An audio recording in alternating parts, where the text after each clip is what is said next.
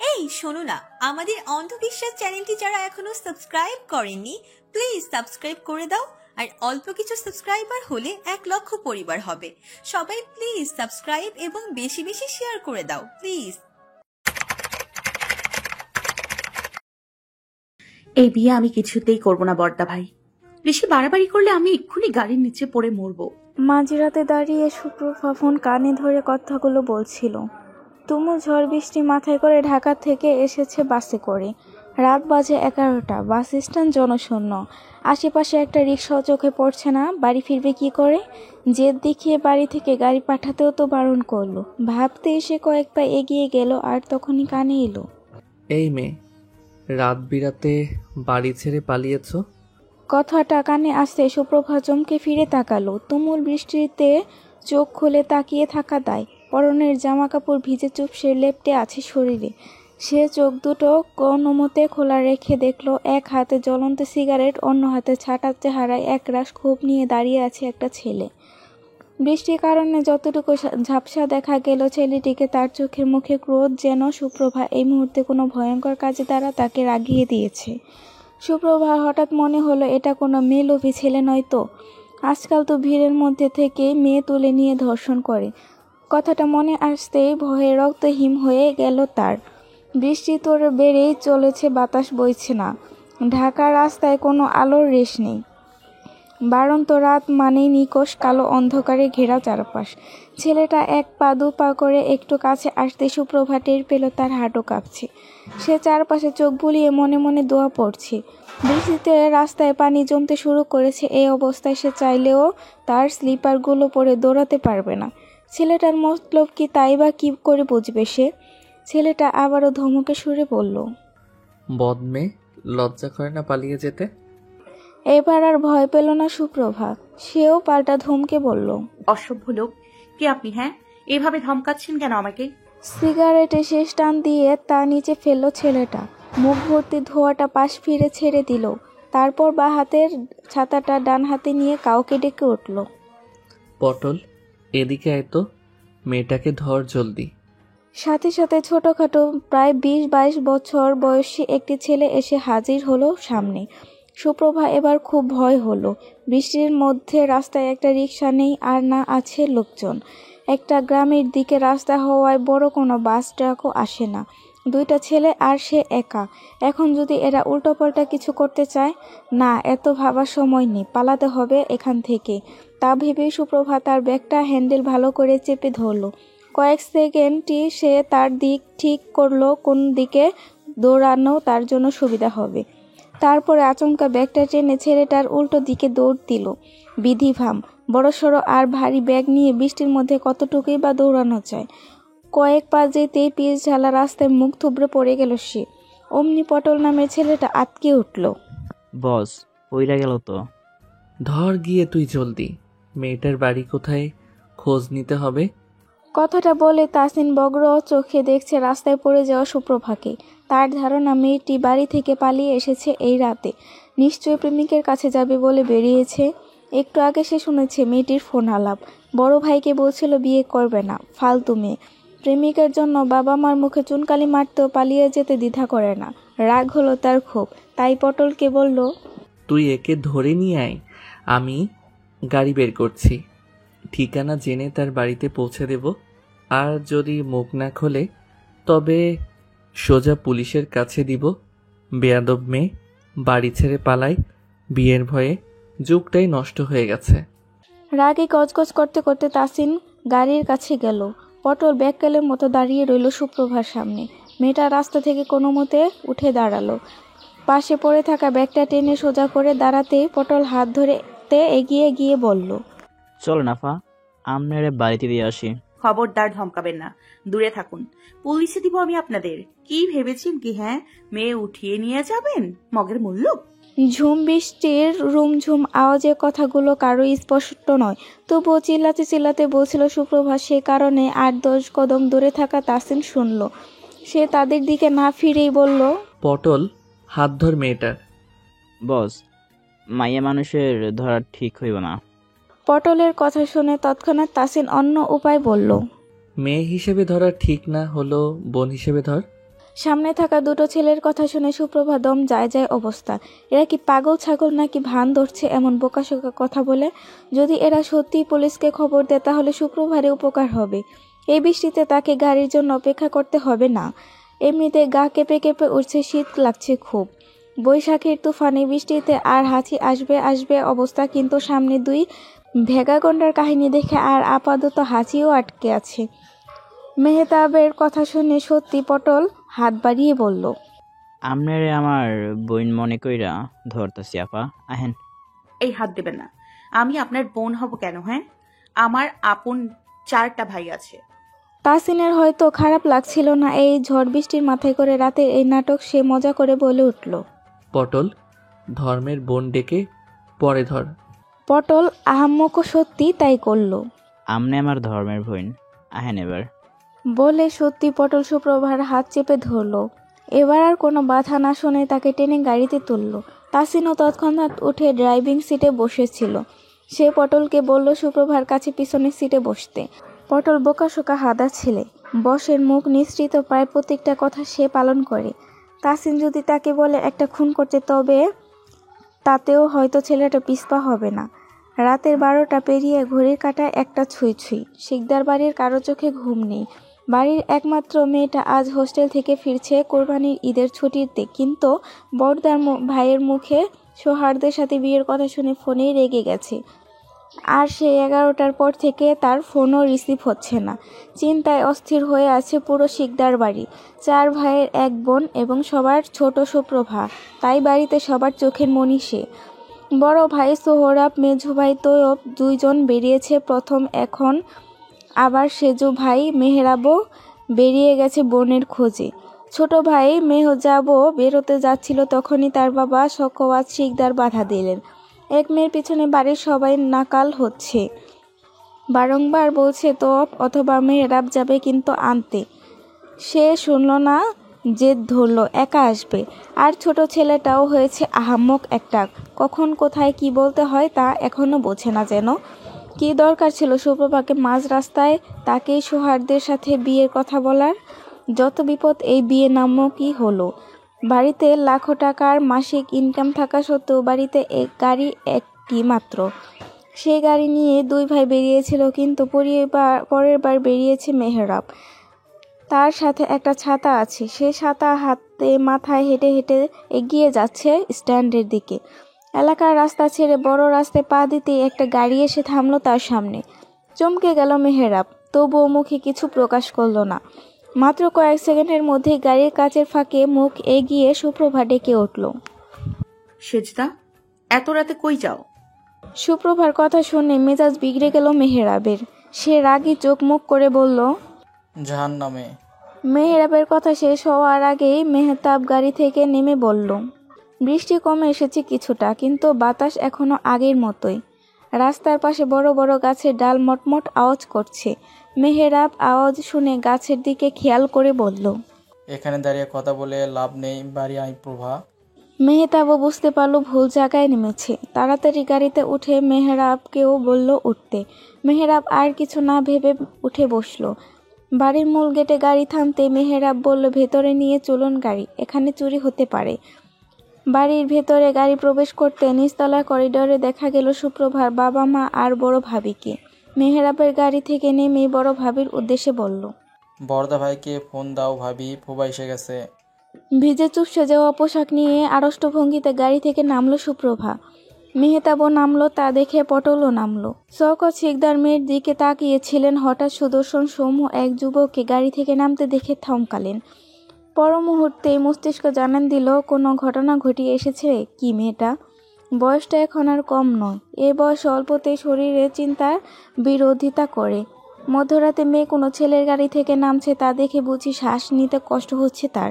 মেহরাবকে শুধু বললেন, ওরে ঘরে যেতে বল, আর যে সাথে আছে তারে বসার ঘরে বসিয়ে তৈয়ব আর সোহরাব এলে যেন কথা বলে এর সাথে। কে এই ছেলে, কোথা থেকে এসেছে? এসব না জেনে ছাড়া ঠিক হবে না ভেবে মেহরাবও ডাকলো, আসেন আমার সাথে। না না, আমরা বাড়ি ফিরবো, অনেক রাত হয়েছে। শুধু আপনার বোনের জন্যই এতখানি আশা। সেজন্য তো বসবেন ভেতরে, আমার বোনের জন্য। শেষে শব্দ দুটো একটু টেনেই বলল মেহেরাব। তা শুনে তাসনিন একটু ঘাবড়ে গেল। এ আবার কোন বিপদে ফাঁসবে না তো। সুন্দরী মেয়ের পরিবার সহযোগিতা করতে এসে নিজেই না ঝামেলায় ফাঁসে ভেবে এবার তাসনিনেরও একটু একটু শীত লাগছে। পটল ভয়ের মুখে তাকিয়ে আছে তার দিকে। মেহেরাব ছাড়ল না, নিয়ে গেল বসার ঘরে। সোফায় বসাতেই সুপ্রভার ভাবি এলো কাজের মহিলাকে নিয়ে। হাতে তার একটা তোয়ালে আর কাজের মহিলার হাতে ট্রে, তাতে গরম ধোয়া ওঠা 2 কাপ চা, সাথে সেরেলাক্স বিস্কুট। এরই মাঝে গাড়ির আওয়াজ কানে এলো। মিনিট 2-এর মধ্যে সোহরাব আর তো প্রবেশ করলো বসার ঘরে। তাসিন মাত্রই চায়ের কাপ নিয়েছিল হাতে, তখনই সামনে উপস্থিত 2 পুরুষকে দেখে বুক কেঁপে উঠল। কয়েক সেকেন্ড মাথায় যেন তার হ্যাং হয়েছিল। তারপরই মনে হলো সে এই মাঝরাতে কোনো তামিল মুভির নায়িকার পরিবারে এসে ঢুকেছে, যেখানে নায়িকা একমাত্র কন্যা আর তার 4 ভ্রাতা থাকে। হঠাৎই তাসিনের পেটে মোচড় দিয়ে উঠল ভয়ে। সে তো এবারের মদ্যই করেছিল বাড়ির মেয়ে ফিরিয়ে এনে, কিন্তু এরা যে দৃষ্টিতে তাকে দেখছে তাতে ভয় হচ্ছে মেয়েটার প্রেমিক মনে করে আবার বেঁধে না পেটায়। মোচড় দেওয়া পেটে এবার তার চিনচিনে ব্যথাও শুরু হলো। এখানে আর কয়েক মিনিট থাকলে নির্ঘাত সে জ্ঞান হারাবে। কোনো মতে বসা থেকে উঠে বলল, আমি এবার যাই বাড়িতে, আমার বউ অপেক্ষা করছে। বেশি দেরি হলে আবার সন্দেহ করবে। পটল মাত্রই চায়ে চুমুক দিয়েছিল। তাসিনের কথায় ফুস করে সবটা চা উগড়ে দিল। বাইরের হিমশীতল বাতাসে বসার ঘরের ভেতরটা থাকা প্রত্যেকের শরীর পশম দাঁড়িয়ে গেছে। ভেতরে ভেতরে গা শিরশির করছে তাসিনের। একটু আগে সে ভয়ে কতগুলো মিথ্যে বলেছে এই জার্ড্রেল টাইপের লোকগুলোর সামনে। মেয়েটার ভাইগুলো একটার চেয়ে একটা দানবের মতো। সবচেয়ে ছোট মেহজাব নাকি যেন নাম বলল, সেটা তো আরও বেশি বেয়াদব। শালা হারামি এসেই বলে কি না, মানে এমনও অসভ্য হতে পারে ছেলে, তাও কিনা বয়সে তার চেয়ে অনেক ছোট। আর পটল বেকুবটাও বলে কি না। আমার বস মানুষ ভালা, মাইয়াগুলোকে সম্পর্ক রাখে না। এটা বলে সে কি বোঝাতে চাইলো? আমার ভেতরে সমস্যা আছে। এই শীত শীত আবহাওয়াতেও যেন হুট করে গা আগুনের মতো গরম হয়ে গেল তার। এই এক প্রকার ধমকেই বলল, কি বলছিস এসব পটল? মেয়েদের সাথে সম্পর্ক থাকবে না কেন? আমি কি গে নাকি ইম্পর্টেন্ট? না মানে বস। পটল কিছু একটা বলতে চাচ্ছিল, কিন্তু সোহরাব থামিয়ে দিল। সে জানতে চাইল সুপ্রভাকে কোথায় পেল তাসিন, আর তাদের পরিচয় কতদিনের। পরিচয় আজকেই মানে? ওই যে বৃষ্টিতে সে তার বড়দা ভাই না কাকে যেন বলছিল বিয়ে করবে না, বাড়াবাড়ি করলে আত্মহত্যা করবে। তা শুনেই আমি বুঝেছি এই মেয়ে বাড়ি ছেড়ে পালিয়ে এসেছে। তাই আর দেরি না করে পটলকে বললাম, গাড়িতে তোল, এর পরিবারের কাছে নিয়ে যাই। কথাটা বলে তাসিন আবারও বোকা বনে গেল। সুপ্রভার ভাইয়েরা এমনভাবে তাকিয়ে আছে যেন এখনই তাকে ভস্ম করে দেবে।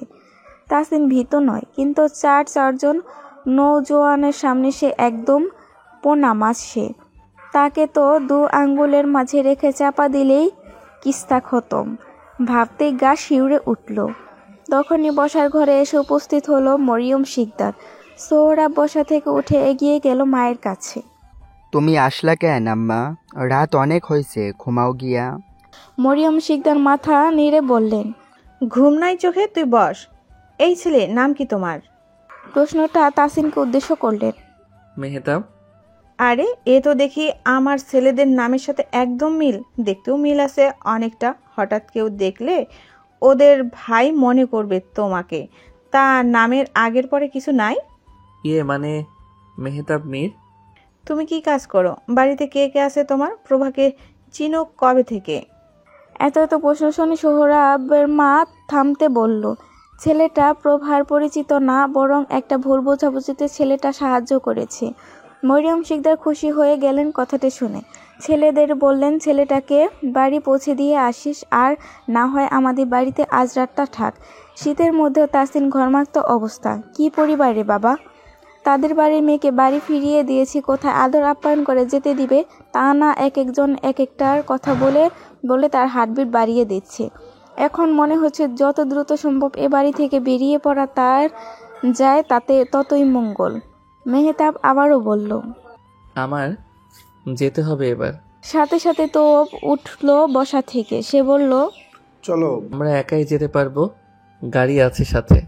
তোপ বলল, বাড়ি পৌঁছে দিতে যাচ্ছি না, গেট পর্যন্তই যাব। ভদ্রতা বলে তো কিছু আছে?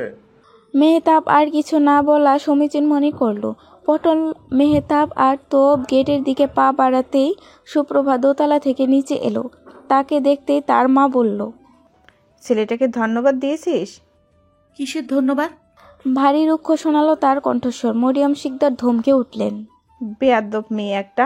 ছেলে ঝড় বৃষ্টির মধ্যে তোকে সহি সালামতে পৌঁছে দিয়ে গেল। একদম ভাইয়ের মতো কাজ করেছে ছেলেটা। ভাইয়ের মতো? মাইফুট, রাত বিরাতে জোর জবরদস্তি করে মেয়েদের গাড়িতে তোলে, সে কিনা আবার ভাইয়ের মতো? ফালতু পারভার্ট একটা। শেষে শব্দটা খুব করে কানে লাগছিল তাসিনে। সে বের হতেই একবার পেছনে ফিরে তাকালো মেয়েটার দিকে, অতঃপর নিঃশব্দে বেরিয়ে গেল। তোপ অতি দুর্দ্বন্দ্ব সে তাসিনকে এমনিতেই যেতে দিল না। তার ফোন নম্বর আর গাড়ির লাইসেন্সের কপি থেকে ফোনে ছবি তুলে রাখলো, ঠিকানাটাও জেনে রাখলো। পাশের এলাকার স্থানীয় ছেলে শুনে তার ভাবনায় কিছুটা সহজ হলো। রাত 2:12 তাসিনের বাড়ির সামনে এসে গাড়ি থামতে দেখলো তার আব্বা হাতে টর্চ নিয়ে গেটের কাছে। এলাকায় বিদ্যুৎ বিচ্ছিন্ন হয়েছে ঝড়ে, তা এ বাড়ির আশেপাশে অন্ধকার দেখেই বোঝা গেল। তাদের জঙ্গলে বাড়ি, রাতের পুরা সময় বৈদ্যুতিক আলো জ্বালানো থাকে সব সময়, না হলে অন্ধকারে বড়রাও বের হওয়ার সাহস করে না। এখন বৃষ্টি নেই, তবুও গাছের ডালপাতা থেকে টপটপ করে ফোঁটায় ফোঁটায় পানি ঝরছে। তাসিন গাড়ি থেকে নেমে দাঁড়াতেই তার বাবা টর্চের আলো ফেললো তার মুখে। হাতে পড়ে ঘড়িটা উঁচু করে ধরে বলল, রাইত বাজে 2:20। আমার আব্বাজান বাড়ি ফিরছেন এখন। তা আর একটু দেরি কইরা আইতেন, আর নয়তো সকালে আইতেন। আব্বা শোনেন, মানে হয়েছে কি, রাস্তায় একটা মেয়ে বিপদে পড়েছে। আর তারে আপনার উদ্ধার কইরা আইছেন। তা কই দেখি মেয়েটা? বাড়িতে দিয়ে এলাম তো, তাই দেরি হয়ে গেল। আব্বা, আপনি ঘরে যান। এই কাদার মধ্যে কেন দাঁড়িয়ে আছেন? আমার চিন্তা করতে হইব না আপনার। কালকা সকালে ট্রেনে চট্টগ্রামে ফেরত যাইবেন আপনি। এই প্লটা তুই হারামজাদা ওর লগে বাহির হইয়া ওর মতোই রং দেখাইতাছোস। কালকে ধরমু তোরে। খালু, আমার কোনো দোষ নাই। বৃষ্টিতে গাড়ি খারাপ হইছে, বসে গাড়ি ঠিক করতে দেরি করছে, আবার কয় মাইয়ারে ধর্মের বইন কইয়া ধরতে বাড়ি দিয়ে আইব। কাঁদো কাঁদো গলায় পটল সবিশ্লেষণে সবটা বলে দিতে চোখ বড় বড় করে তাকালেন তাসিনের বাবা। ছেলেটা বাড়ি এসেছে 2 দিন হলো, অথচ তিনি 2 দিন ছেলেটাকে দেখেছেন মাত্র একবার, তাও কিনা গাড়ির চাবির জন্য বাপকে খুঁজছিল। ঘরের বড় সন্তান, সে এতদিন পর বাড়ি এসেছে, কোথায় বাপ মা ভাই বোনকে সঙ্গে নিয়ে কিছু সময় কাটাবে তা না। হতাশায় মুখটা ছোট হয়ে গেল আফসার মীরের। ছোটবেলা থেকে আচরণে ছেলের শান্ত ভদ্র ছেলেটা 4 বছরে পুরোপুরি বদলে গিয়েছে। এজন্যই তিনি চাননি ছেলে বড়লোক নানার বাড়িতে গিয়ে উঠুক। কিন্তু ছেলেটা আর তার মা পড়াশোনার নামে ছেলেটাকে চট্টগ্রাম পাঠিয়ে দিল। আফসার মীর আর কিছু না বলে বাড়ির ভিতরে ঢুকলেন। তাসিনও আবার গাড়িতে বসে গাড়িটা গ্যারেজে ঢোকালো। পটল গিয়ে গেটের তালা দিল।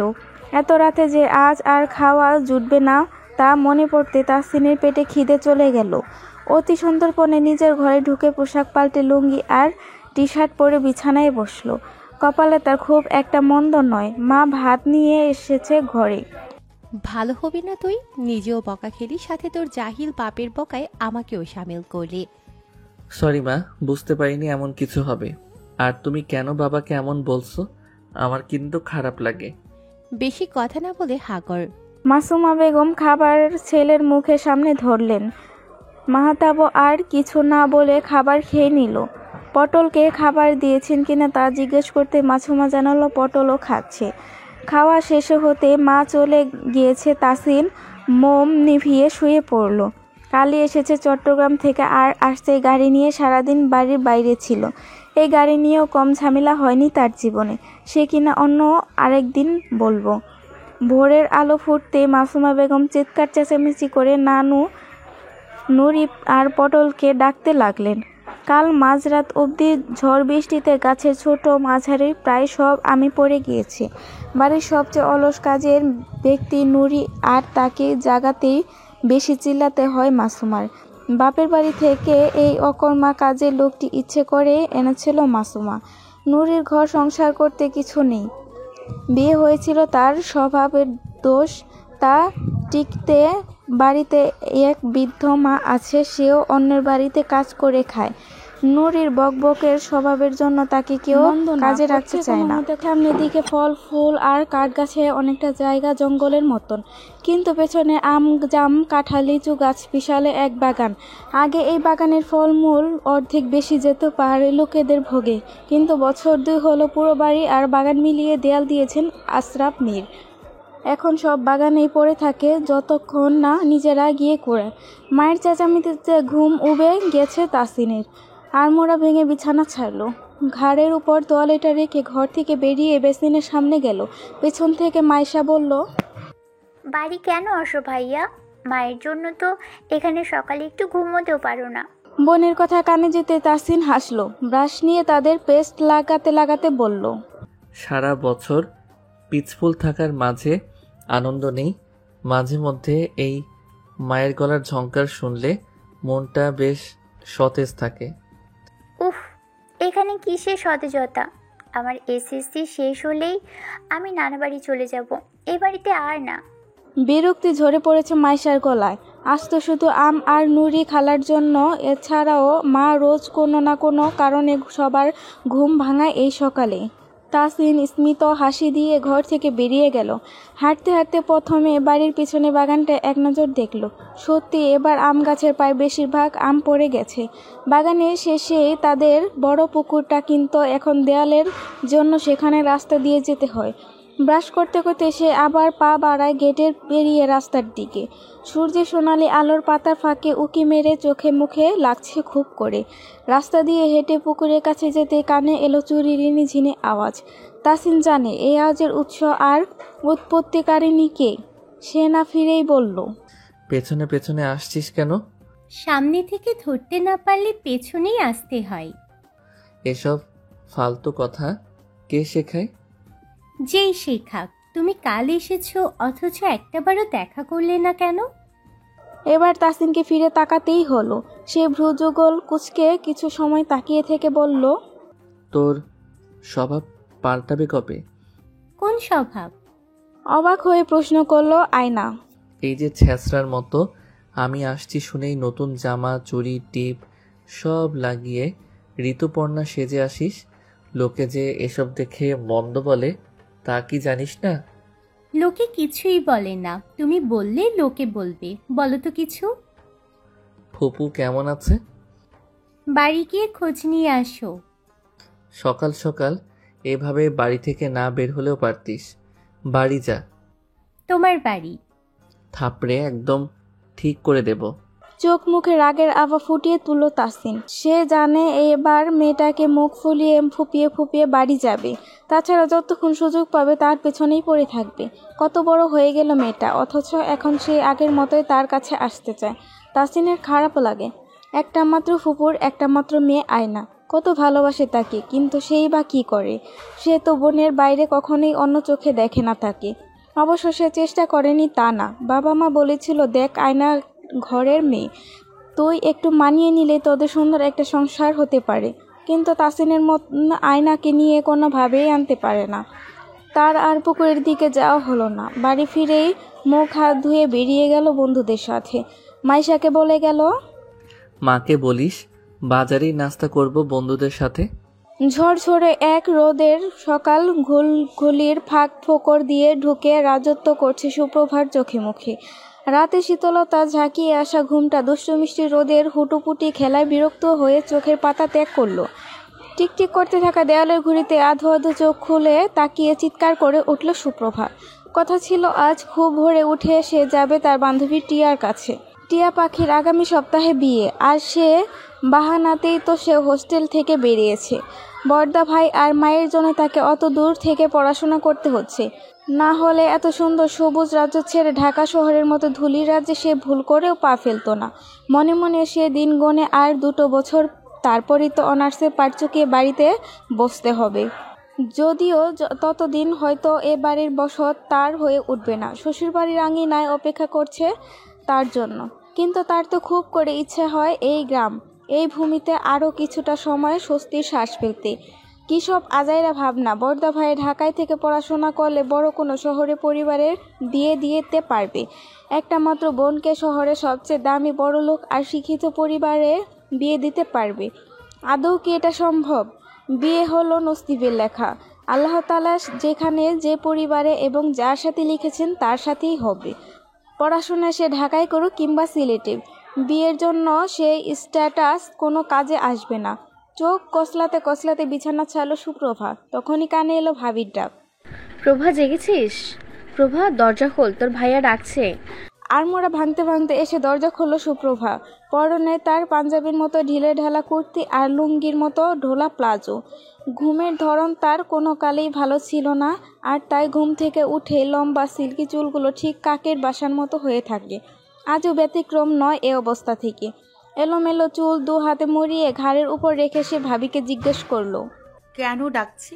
মীরা বলল, তুই প্রত্যেকবার বায়না ধরিস সুনীল কাকার হোটেলে বসে পরোটা মিষ্টি নাস্তা করবি, কখনো তো নিয়ে যায় না। এবার তোর ভাইয়ার মতিগতি বদলে গেছে, বলছে তোকে সাথে নিয়ে ওখানে নাস্তা করবে। তৈরি হয়ে আয়। আমাকে সাথে নিয়ে যাবে? হ্যাঁ। বাড়িতে নিয়ে আসবে না নাস্তা? তুই তো গিয়েই খেতে চাস। মতলব কি? সন্ধিহান মুখে প্রশ্ন করলো সুপ্রভা। মীরা থতমত খেয়ে গেল তার প্রশ্নে। মতলব একটা আছে বই কি, তাই আজকে ভিন্ন এক আয়োজন করেছে সোহরাব। বুদ্ধিটা মেহেরাবের। 4 ভাইয়ের মধ্যে এই 2 ভাই মাত্রাতিরিক্ত চতুর। সৌহার্দ্যকে নিয়ে কিছু কথা খোলস করতে চায় সোহরাব। বোনকে নিয়ে তার আদর আহ্লাদ কখনোই কমতি ছিল না, কিন্তু এখন এই সৌহার্দ্য সম্পর্কে জানার পর থেকেই তার ভাবনার লাগাম পড়েছে। সেই সাথে মায়েরও একটা সিদ্ধান্ত নেওয়া আছে। বোনটা তার বড্ড একরোখা আর জেদি। খুব সম্ভবত বাড়ির সবার আদরের পরিমাণটাই তাকে বিগড়ে দিয়েছে। মীরা তাড়া দিয়ে চলে গেল। সুপ্রভা ঘরের ভিতরে বাথরুমে থাকা সে মুখ হাত ধুয়ে পোশাক বদলে তৈরি হলো। মিনিট 10 মাঝে তার বড়দা সামনে হাজির হলো। সোহরাব হাতে 2টো নতুন কলম নিয়ে ভালো করে চেক করলো। একটা সই করার জন্য আরেকটা বলপেন নিল। তার আটতে প্রয়োজন লেখালেখির উদ্দেশ্যে। বেশ খানিকটা সময় তার বোনকে দিতে হবে ভেবে কিছু কাজ তোয়াবকে বুঝিয়ে দিয়েছে। আজকে আকাশ মেঘহীন ঝলমলে, তাই দিনের কাজগুলো সে স্বাচ্ছন্দ্যে করতে পারবে বলে আশা করছে। সুপ্রভা ডাকলো, বড়দা ভাই, নাস্তা বাড়িতেই করব। কেন রে মনা, তোর জন্য তো আমি নারায়ণগঞ্জে খবর পাঠিয়েছি। সুনীল কাকার হোটেলে তোর পছন্দের নাস্তা করব, আমরা দুজন সেখানে। সুপ্রভা বলতে চাচ্ছিল সে টিয়ার কাছে যাবে একটু পর, কিন্তু বড়দা ভাইয়ের মুখটাতে তাকিয়ে আর ইচ্ছে হলো না বলার। এই মানুষটা বড্ড ভালোবাসে তাকে। সে শতভাগ নিশ্চিত এতটা ভালো তাকে বাবা কিংবা মা কেউ বাসে না। বিয়ের 12 বছরে বড়দার ঘর আলো করে একটা ফুটফুটে শিশু আসলো না বলেই কিনা সে কে জানে সবচেয়ে ছোট এই বোনটাকে সে সন্তানের মতোই আদর শাসন করে বড় করেছে। মীরাও তেমন ননদকে ছোট বোন বাচ্চা মনে করে সব সময় যত্ন নেয়। সুপ্রভা আর কথা না বাড়িয়ে বের হলো ভাইয়ের সাথে।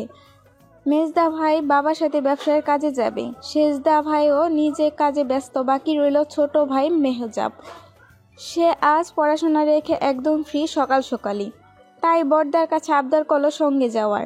মায়ের কাছে অনুমতি নিয়ে 3 ভাই বোন অটো রিকশায় চড়ে গেলেন নারায়ণগঞ্জ বাজারের সবচেয়ে নামকরা হোটেলে।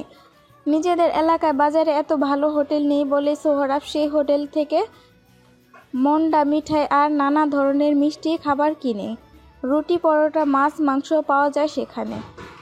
মোট কথা, সুনীল কাকার বিশাল দোকানটা এক পাশে হোটেল, অন্য পাশে মিষ্টান্ন ভাণ্ডার। ভোরের আকাশটা যত পরিষ্কার ঝকঝকে ছিল এখন আর তা নেই। একটু একটু করে মেঘ জড়ো হচ্ছে সেই নারায়ণগঞ্জের আকাশটায়। সুপ্রভারা যখন নিজেদের গ্রামে দয়াগঞ্জ থেকে নারায়ণগঞ্জ পৌঁছালো, ততক্ষণে আকাশে রোদ ঝাঁকা পড়েছে ছাইরাঙা মেঘের আড়ালে। দোস্ত, আর কত পড়বি তুই? ব্যাংকের চাকরি পেয়ে গেছিস, এখন তো বিয়ে করে একটা সুন্দরী বউ নিয়ে আয়। চাচি তো দেখি প্রায় আমার মায়ের কাছে আসলেই বলে একটা বউ থাকলে ভালো হতো।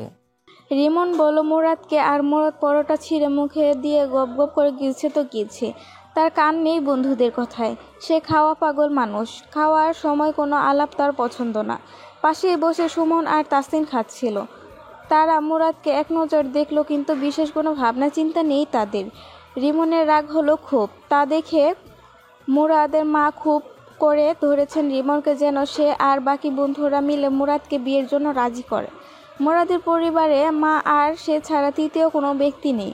মুরাদ অনার্স কমপ্লিট করেছে, ব্যাংকে চাকরি পেয়েছে তার খালুর জোরে। এরপরে সে মাস্টার্সও করেছে, কিন্তু তার মা নিজের একাকিত্ব পর্দা সরাতে ছেলের বউ ঘরে আনতে চায়। মুরাদ তা নিয়ে মোটেও মুখ খোলে না। আজ সব বন্ধু একসাথে হওয়ার কথা শুনে মুরাদের মা রিমনকে বলেছে, আজ তোমরাই বলো কিছু একটা। রিমন এর উদ্যোগ গ্রহণ করলেও বাকিরা গা করছে না। শুধু তাসিন একটু মজা করে বলল, তুই যতটা উত্তেজনা দেখাচ্ছিস মনে হচ্ছে বিয়েটা মুরাদকে নয়, তুই নিজেই করবি। তাসিনের খাওয়া শেষে উঠল হাত ধুতে। হোটেলের মূল গেটের ডান দিকে বেসিন আছে লাগোয়া। তাসিনের পেছনে ফিরে রিমনকে খেপাতে খেপাতে সামনে আগাচ্ছিল। দরজার ঠিক কাছাকাছি আসতে হঠাৎ কারোর সাথে ধাক্কা লাগলো। বেখালে তাসিন থাকলেও সামনে মানুষটি খেয়ালি দৃষ্টিতে সামনে আগাচ্ছিল বলে ধাক্কাটা গুরুতর লাগেনি। তাসিনের ডান হাতে বাজুতে সামনে মানুষটা মাথা লেগেছে। অল্পতেই সংঘাত সামলে নিলেও ভয়ে চিৎকার করে উঠছিল মানুষটি, আর তাই হকচুকিয়ে সামনে তাকায় তাসিন। মেঘলা আকাশটা ঝাপসা করে ঢেলে দিল মেঘ ভাঙ্গা বৃষ্টি। তাসিনের মনে হলো পূর্ব পরিকল্পিত এই ধাক্কা, যেন কাল রাতের বর্ষণের স্মৃতিচারণ করাতে আজ তীব্র রোদে ঢেকে এই বৃষ্টির আগমন। সামনে থাকা মেয়েটিকে কি চিনতে পেরেছে? কথাটা মনে করতেই মনে পড়ল কাল মেয়েটির বলা শেষ শব্দ। তাকে পারভার্ট বলেছে, ফালতু আখ্যা দিয়েছে। রুম ঝুমে বৃষ্টির মন মাতানো আবহাওয়ার বিরক্তিতে বিষাক্ত লেগেছে তার। কত সুন্দর মুখশ্রী লিলিপুট সাইজ মেয়েটার মুখের ভাষা বিষয়ে মতো জ্বলন্ত। তাসিন কিছু বলতে যাবে তার আগেই সামনে থেকে একজন বলল, আরে মেহরাব যে। মেহরাব না, মেহতাব। ও ভুলে গেছি, এইরকম অনেকটা। তা এখানে কেন? বউ নাস্তা বানায়নি আজ? নাকি কাল রাতের জন্য সত্যি কোনো ঝামেলা হয়েছে? সৌরভের কথা শুনে তাসিন একটা ফাঁকা ঢুক গেল। কাল রাতে সে বিপদে পড়ায় ভয়ে নিজেকে বিবাহিত বলেছিল, আর এই মিথ্যেটা বলতে হয়েছিল সামনে থাকা সুন্দরী লিলিপুটের জন্য। মেয়েটা দেখতে যত সুন্দর, আচরণে ঠিক ততটাই বদ। তাসিন আর সৌরভের কথার মাঝেই রিমনও এলো হাত ধুয়ে। সে তাসিনকে ডাকলো, তাসিন, তুই না বাড়িতে মিষ্টি নিবি বলেছিলি, অর্ডার দিয়েছিস? কথাটা বলে রিমন খেয়াল করলো সুপ্রভা, সোহরাব আর মেহজাবকে। কিছু জিজ্ঞেস করতে উদ্যত হতে মেহজাব প্রশ্ন করলো তাসিনকে। চোখাচোখি তাকালো সুপ্রভা আর বিড়বিড় করলো, এই শ্যামরা লাফাঙ্গা, তা তো এর চেহারা দেখলেই বোঝা যায়। হ্যাঁ আমি মেহতাব। তাসিন মেহতাব মীর। সোহরাব বুঝতে পারলো তাসিন হয়তো ছেলেটার ডাক নাম। সে ঘাটাতে চাইল না, তাই বলল, এই হোটেলের পুরোটা মিষ্টি আমার বোনের খুব পছন্দ, তাই আজ নিয়ে এলাম এখানে। তুমিও নাস্তা করতে এসেছো, চলো আমাদের সাথে বসো। সোহরাব ভদ্রতা প্রকাশ করতে তাসিনকে আমন্ত্রণ জানালো। তাসিনও জানালো তার নাস্তা হয়ে গেছে। সুপ্রভা একটা টেবিলে বসলো। ততক্ষণ তাসিনের বন্ধুরাও সবাই নাস্তা শেষ করে টেবিল ছেড়ে এসেছে। হাত ধুয়ে বিল মিটিয়ে তাসিন তার গাড়ি নিয়ে গেল। বন্ধুরাও গেল তার সাথে, কিন্তু সবারই মুখ চলতে থাকলো। সবার এক প্রশ্ন, ঘটনা কি? হোটেলের দরজার কাছে গিয়ে বৃষ্টি দেখে তাসিন অবাক হলো। সকালে কেমন রৌদ্রোজ্জ্বল সময়, আর এখনই এমন আকাশ ভেঙে বাড়ি ধারা। হঠাৎ করে মনে হলো মেয়েটা একটা কুফা। সে এলো বলেই এমন বৃষ্টি শুরু। বন্ধুরা সবাই গাড়িতে উঠে বসতেই তাসিন বলল, আয়নাকে নিয়ে কি করা যায় বলতো? বিয়ে কর। সপ্তাহখানেকের ছুটিতে এসে এখন মনে হচ্ছে দুদিন বেশি হয়ে গেছে। আসারও যে খুব একটা ইচ্ছে ছিল তেমনও নয়, শুধু বাবার বকাবকিতে আসতে হলো। বাবাকে কেউ একজন খুব পরামর্শ দিচ্ছে কিছু জমি জমা বিক্রি করে মাইশার নামে ব্যাংকে টাকা পয়সা জমা রাখতে। এমনিতেও নগদ অর্থের চেয়ে জমির রাতের দিক থেকে তাসিনরা খুব বড় লোক। দাদার ভাগের সকল সম্পত্তি তার বাবা আর ফুপুর মধ্যে ভাগাভাগি আরও আগেই হয়ে গেছে। দাদির বাপের বাড়ি থেকে প্রচুর সম্পত্তির অংশ হাতে এসেছে। এই নিয়ে আফসার মীরের নাভিশ্বাস উঠে গেছে। আজ ধানি জামি, কাল নানা বাড়ির সবজি ক্ষেত, পরশু মাছ চাষের পুকুর, এসবে নজর দিতে গিয়ে নিজের সুতার ব্যবসাটা হেলাফেলা হয়ে যাচ্ছে খুব। লোকের উপর ছেড়ে দিলে লাভের যে লসের পরিমাণটাই গুনতে হবে এই ভেবে ছেলেকে খবর দিয়েছেন কিছু জমি বিক্রি করবেন। কিন্তু তাসিন আর মায়ের এক কথা, মাইসার জন্য টাকা ব্যাংকে রাখার জন্য জমি বিক্রি এটা কোনো সঠিক সিদ্ধান্ত নয়, বরং জমিগুলো বর্গা দিতে পারে কৃষকদের কাছে। এতে তাদেরও লাভ হলো, সাথে একজন জমিহীন কৃষকেরও। প্রয়োজনের সময় না হয় বিক্রি করা যাবে, এমনিতেও দিন দিন জমির দাম আকাশ ছুঁয়ে যাচ্ছে। বাবাকে বুঝ মানানো গেল, মা আর বেঁকে এসেছে যখন তখন তাকে পুরো সময়টা থেকে যেতেই হবে।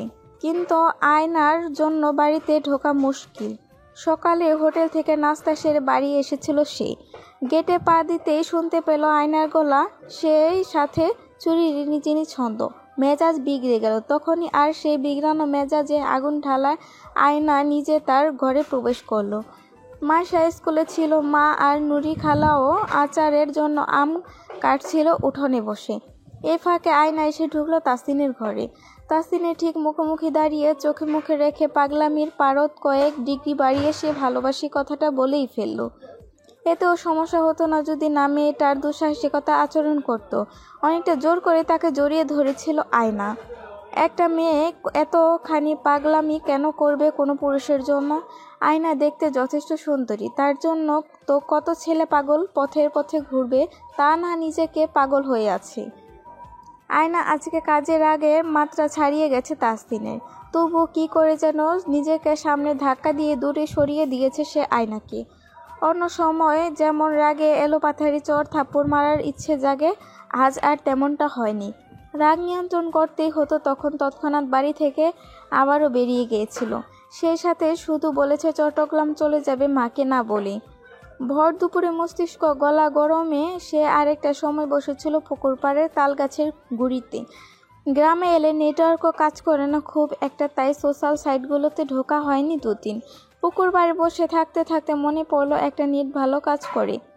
ভর দুপুরে তেজল রোদ আর আমবাগানে বয়ে যাওয়া হাওয়ার ঝিরিঝিরি হাওয়ায় দেয়ালটা টপকে যেন পুকুরের পানিতে আছড়ে পড়ছে। শান্ত জলের মাঝে হালকা হালকা পানির কম্পন দৃষ্টি শীতল করে। তাসিনের মনে হলো এই বৈশাখী দুপুরে বসে ফোন টেপা ছাড়া আর কিছুই করার নেই। তাই নেট চালু করে প্রথমে ঢুম আলো ইনস্টাগ্রামে। মিনিট 2 থেকে বিরক্ত হলো সে, আবার মেসেঞ্জারে একটু নজর দিল। না, জরুরি কোনো বার্তা নেই কারো কাছ থেকে, তাই আবার ফেসবুকে ঢুকলো। এখানেও মন বসলো না, কিছুক্ষণ নিউজফিড স্ক্রল করে বেরিয়ে এলো। মনে হলো গ্রামে এসে এই প্রযুক্তিতে ডুবে থাকার চেয়ে একদিনে জলের পুকুরে তাকিয়ে থাকা উত্তম। নেটটা অফ করতে গিয়ে হঠাৎ মনে পড়লো আহনার কথা। প্রোফাইল বায়োতে রিলেশন স্ট্যাটাস, সেই সাথে টাইমলাইনে তার প্রেগনেন্সির পোস্ট। মুচকে একটু হাসলো তাসিন। তারপর বন্ধুদের ফোন করলো, দয়াগঞ্জ স্কুলে যাবে। মুরাদ বলল ট্রিট দিলে সে যাবে। রিমন বলল ফ্রি আছে, আসছে।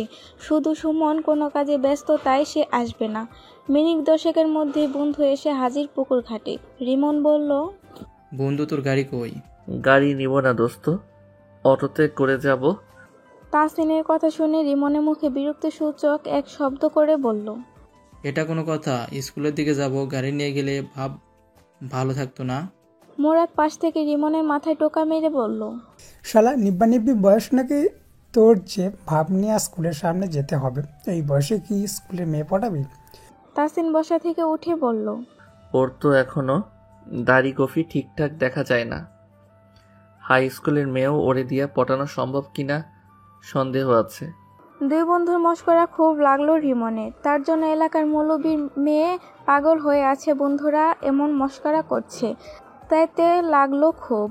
একবার ইচ্ছে হলো বলেই ফেলে সে মেয়ের কথা, পরে মনে হলো আপাতত থাক, আগে স্কুলের দিকে থেকে চক্কর লাগিয়ে আসুক। বলা যায় না, যদিও সেখানে একটা পছন্দ হয়ে যায়। 3 বন্ধু পুকুর পাড় ছেড়ে ক্ষেতের আইল ধরে এগিয়ে গেল বাজারের দিকে। বাজার থেকে অটোতে করে চলে যাবে দয়াগঞ্জ।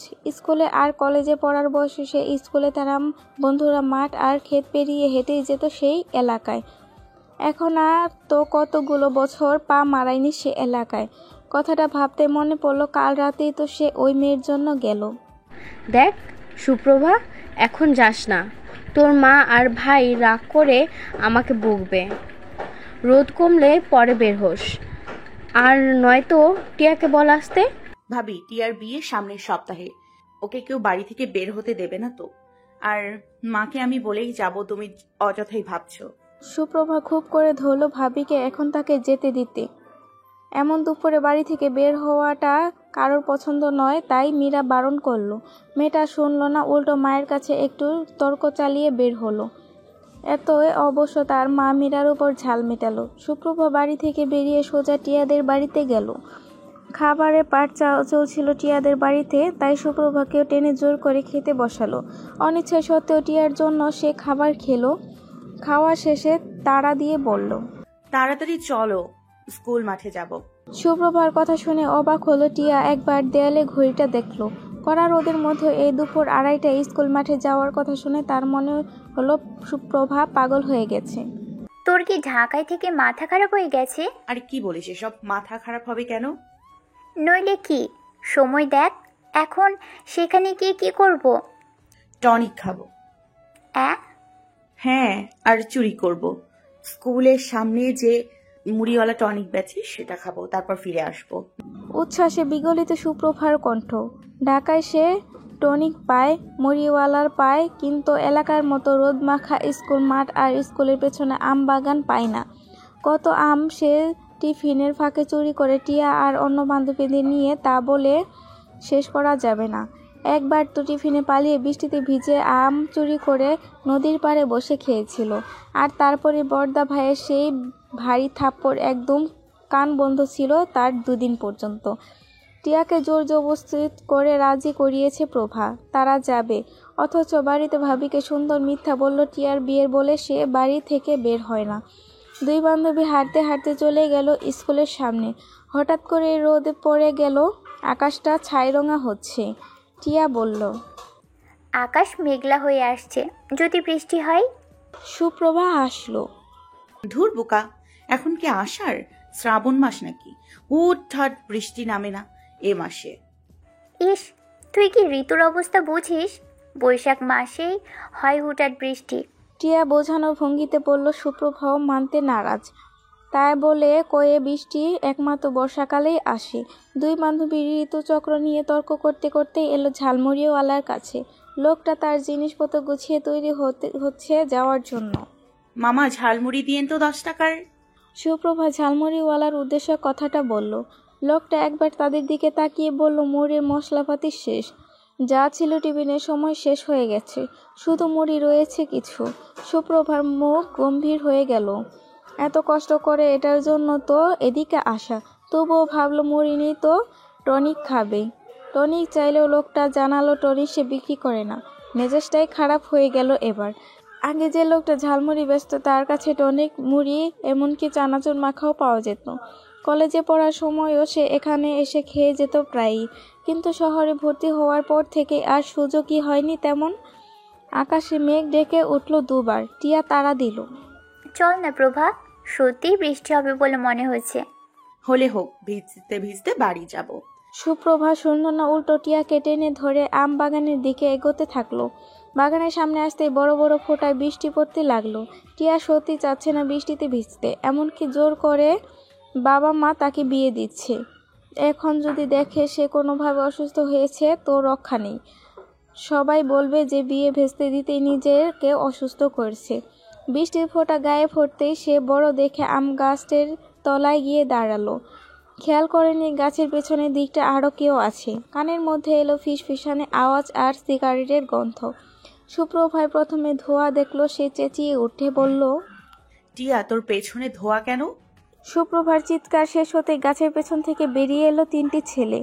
আম গাছটা খুব বেশি মোটা হওয়ার প্রয়োজনে তার খেয়াল করতে পারেনি। 3 জনের হাতে সিগারেট, আর 3 জনই যেন তাদের দেখে ভূত দেখার মতো চমকে গেল।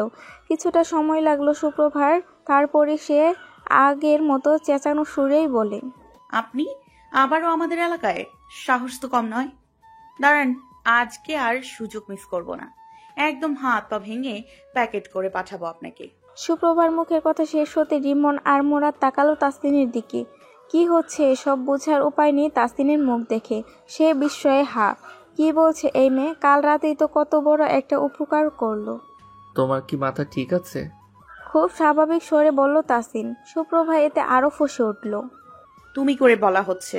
অসভ্য লোক রাত বিরাতে মেয়েদের হাত ধরতে বলে, আবার বলে কিনা ধর্মের বোন ভেবে ধর পটল ধর আছি আপনাকে হাত। হ্যাঁ আইডিয়া, চল তো আজ জাম্বুকে ডেকে এই লোকের অস্থিমজ্জ ভেঙে দেই। কি থেকে কি হচ্ছে তাসিনের বন্ধুরা আর টিয়া কিছুই বুঝলো না। এরই মাঝে রিমন বলল, এরা তো সকালের মেয়েটা না, ওই যে হোটেলে নাস্তা করতে গেল। বৃষ্টি বাড়ছে। টিয়া আর দাঁড়াতে চাচ্ছে না মোটেও, কিন্তু সুপ্রভাও ঠেটা সে আজ তাসিনকে মার খাইয়ে তবেই যাবে। কাল রাতে মা তাকে কত বকাবকি করলো, তার মধ্যে এই লোকের প্রশংসাও ছিল অনেক, কিন্তু আশেপাশে কাউকে চোখে পড়ছে না। আর তারা দুই বান্ধবী মিলে পারবে এই তিন ছেলেকে শায়েস্তা করতে। অজ্ঞতা না পেরেই চলে যেতে হলো দুই বান্ধবীর। তারা যেতে দুই বন্ধু তাসিনকে জিজ্ঞেস করলো ঘটনা কি। তাসিনও একের পর এক বলল রাতের ঘটনা। সব শুনে বন্ধু দুজনে হো হো করে হেসে উঠল। তুই এমন কেন করলি? তাসিনকে প্রশ্ন করলো মুরাদ।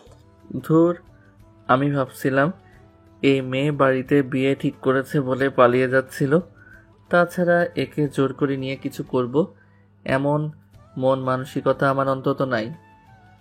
যা বাজকাই স্বভাবের মেয়ে, দেখলি না হুদাই বকবক করে কিসব বলে গেল। ভাবান্ত নেই তাসিনের কথায়। সে বৃষ্টির ফোঁটায় সিক্ত হয়ে স্কুলের দিকে তাকিয়ে আছে। এভাবেই তো বৃষ্টির শান্ত এক বিকালের প্রথম দেখেছিল অহনাকে। ছাতা হাতে থাকতেও অহনা ভিজে বাড়ি ফিরছিল, আর তাসিন দাঁড়িয়ে দাঁড়িয়ে মেয়েটাকে দেখলো যতদূর দেখা গেল। মেয়েটার খোঁজ খবর নিতে জানলো এদিকে কোনো আত্মীয়ের বাসায় থেকে পড়াশোনা করছে মেয়েটা। কৈশোরে সে ভালো লাগা মনে হতে আবার মনে পড়লো একটু আগে দেখা সুপ্রভাকে।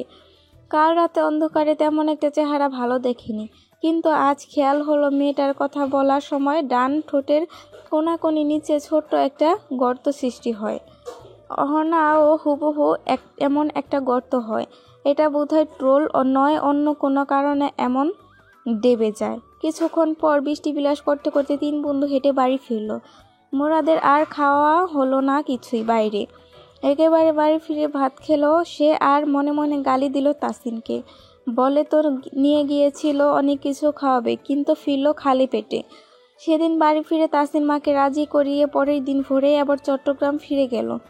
চট্টগ্রামে গিয়ে দুদিন তার ব্যস্ততার মাঝেই কাটল ক্ষোভ। সপ্তাহের শেষের দিনে সে তার সদ্য পাওয়া চাকরিটার কোনো এক অকেশনাল ডিনারের দাওয়াত পেল। তাই বাড়িতে বড় মামিকে বলে গেল তার আজ ফিরতে দেরি হবে।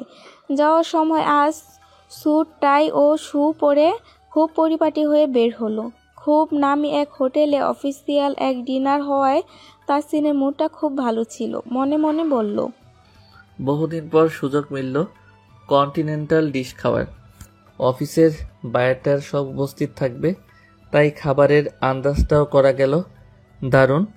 এবং প্রথমেই তার মনে হলো, ইস, মুরাদ থাকলে আজ খাবারে হামলে পড়তো একদম। তার মনের কথা মনে উচ্চারিত হওয়ার আগে ফোন বাজলো। হাতেই ছিল ফোনটা। সে চোখের সামনে ধরতেই দেখলো সুমন কল দিচ্ছে। হ্যাঁ সুমন, বল। তাসিন কথাটা শেষ করার আগে ওপাশ থেকে মুরাদ বলল, তুই কোথায় এখন? অবাক হলো তাসিন হোটেলের নাম বলল। এরপর আর কোনো সাড়া পেল না তাসিন। এদিকে রাত বাজে 10টা, খাবার এখনো শুরু করা যাচ্ছে না। বিরক্তি লাগলো তাসিনের। কোনো না কোনো বস এখানে আসেনি, তাই বলে তারা কেন না খেয়ে অপেক্ষা করবে। কয়েক মিনিট পর আবারও ফোন বাজলো তাসিনের, এবং এবার নাম্বারটা অচেনা।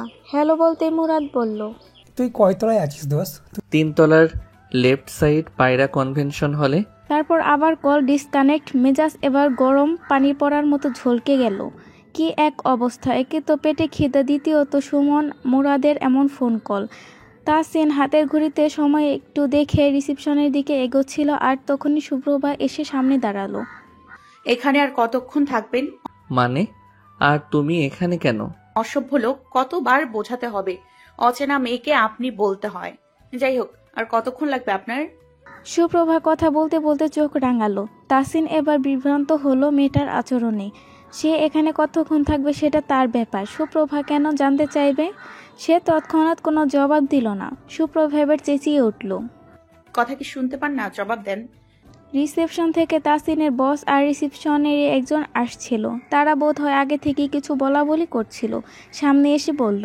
বসের কথা শুনতে হতবিহ্বল তাসিন বোকার মতো চাইল সুপ্রভার দিকে, আর সুপ্রভা হঠাৎ দৃষ্টি নামিয়ে বলল, বাইরে আসুন, একটু কথা আছে জরুরি।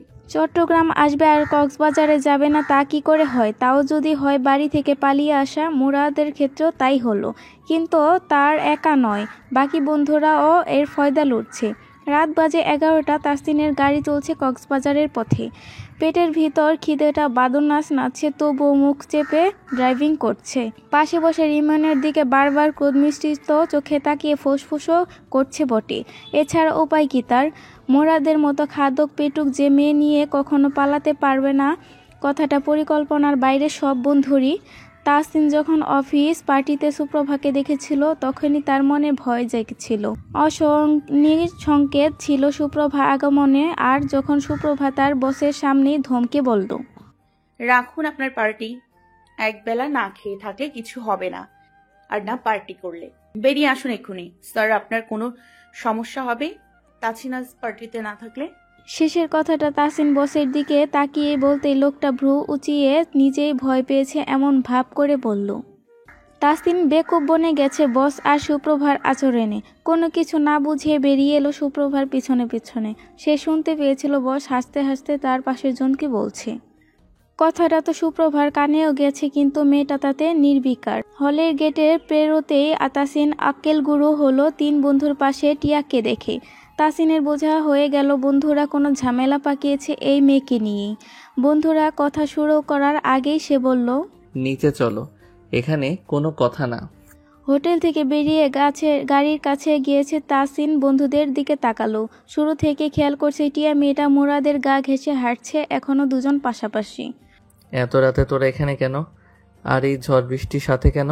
ঝড় বৃষ্টি বলার সময় তাসিন সুপ্রভা আর টিয়াকে ইশারা করেছিল। সুপ্রভা উত্তেজিত হতে গিয়েও হলো না। এখন কোনো প্রকার ঝামেলা করা বিপজ্জনক বিষয় করে। ছেলের সংখ্যা যেখানে 3 আর তারা মাত্র 2 জন মেয়ে। এমনিতেও তারা তাসিনকে সেই রাতে থেকে অসভ্যই মনে হচ্ছিল। সে দাঁতে দাঁত চেপে শুনে গেল কথাটা। তাসিনের আবার কিছু বলতে চাইলে রিমন তাকে বলল, রাগিস না, এখন একটা বিপদ হয়ে গেছে। সুমন বলল, হয়নি, ঘটিয়েছে। এই যে 2 মানবী। টিয়া আর মুরাদকে ইশারা করে। এরা দুটোই বাড়ি থেকে পালিয়ে এসেছে ভোরে, আর বিয়ে করেছে। সুমনের কথা শেষ হতে বড় বড় চোখে তাকালো তাসিন। তার চোখে অবিশ্বাসের ছায়া। মুরাদ এসেছে মেয়ে নিয়ে পালিয়ে? অসম্ভব। মাথা ঠিক আছে তোদের? রিমন মেয়ে ভাগিয়েছে শুনলে মানা যায়, কিন্তু এই খাদক খাবার ছেড়ে মেয়ে খাবে? ইম্পসিবল। তাসিনের মুখের কথা শেষ হতেই সুপ্রভা আর টিয়া এমন করে তাকালো তার দিকে যে শুকনো গলায় ঢোক গিলতে হলো। সে কিছুটা ভয়ই পেল, বুঝি নারী দৃষ্টির কোধানলে। মুরাদ অস্থির হয়ে বলল, তুই এখন খেপাস না, বিপদে পড়ার আগেই কিছু কর। হয়েছেটা কি তা আগে বল। রিমন বলা শুরু করলো, এই শালা নাকি ওই মেয়ের ভাবিরে আগে থেকে পছন্দ করত। কোনোদিন প্রপোজ করে নাই, কিন্তু চোখাচোখি কারবার চলছিল। তারপর হঠাৎ ভাবির বিয়ে ঠিক হওয়ার আর সাক্ষাতের চেষ্টা করেনি। সেদিন ওই যে আমবাগানে দেখলো, আবার নাকি পুরনো প্রেম জাগলো, তাই কালকে লুকাইয়া দেখা করতে গেল। এদিকে ভাবিজিও নাকি এই বিয়েতে রাজি ছিল না।